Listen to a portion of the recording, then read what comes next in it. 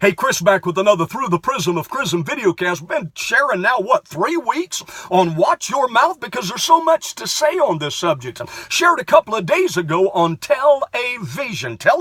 Hey, if you have a vision, tell a vision. I want to do a spinoff on that today and speak on tell a version because everybody has a version. And listen, here's the thing. If my version and your version clash, then one of us aren't thinking straight. We don't have all the facts.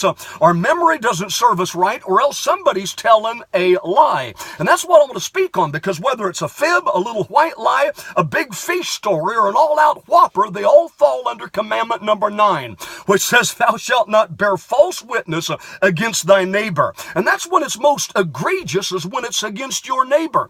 Proverbs 6 and verse 19, God hates a false witness that speaketh lies. So, it's one thing to have a version, but when you distort your version and it turns it into a lie, that's where the problem is. So, let's talk about that today. Watch your mouth. Number 1, lying is the first conscious sin of the Adamic nature. Psalm 58 and verse 3, the wicked are estranged from the womb. They go astray as soon as they be born, speaking lies. You calling me a liar? I wouldn't do that. But Psalm 116 and verse 11, David said, I said in my haste, all men are liars. Now, he didn't want to be judge and jury. He said it in his haste. He didn't mean to say it.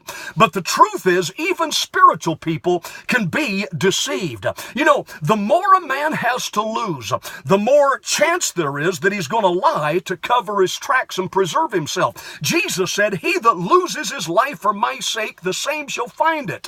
So, it's in speaking truth that we may lose a job, may lose our livelihood, may lose our head. But when you speak the truth, then you preserve your real self. Number 2, little white lies can make you go colorblind. You know, when you tell a little white lie, everything becomes hazy and fuzzy, and everything comes up for grabs. You need to watch that. I shared the other day on 3 little white lies. There's flattery, distortion, and then exaggeration. It's easy to exaggerate things. You know, when I used to be a pastor, my church ran between 5 and 6,000. It really did. Why? Because 200 is between 5 and 6,000. I told the truth, but there was an inference or an implication of something that isn't true. The Talmud said that when you add to the truth, you actually subtract from it.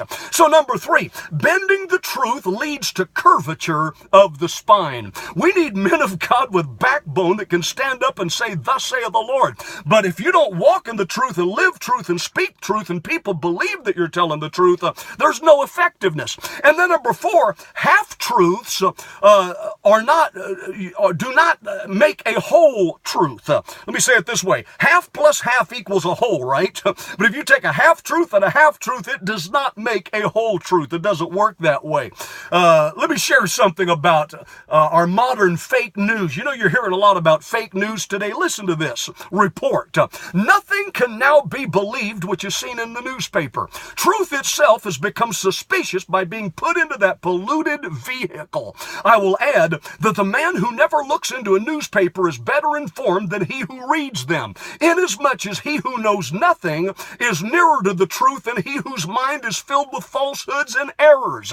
Who said that? Donald Trump? No. Thomas Jefferson wrote those words. Because listen, it's been fake news as far back as people can remember. We need to speak the truth of God. And then number 5, let me close with this. When you stretch the truth, you have to watch for the snapback. I said it recoils like a cannon.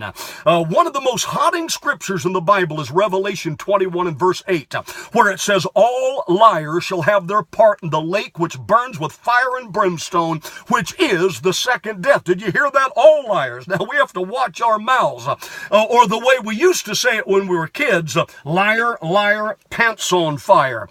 Praise God. Kris here from the van right next to my ministry guest house. Hey, this is a great place to spend a Branson getaway. Great place. And by the way, I wouldn't lie to you. Kris here. Hope you enjoyed the broadcast. Like if you like, share this with a friend, and tune in tomorrow as we discuss more on Through the Prism of Chrism.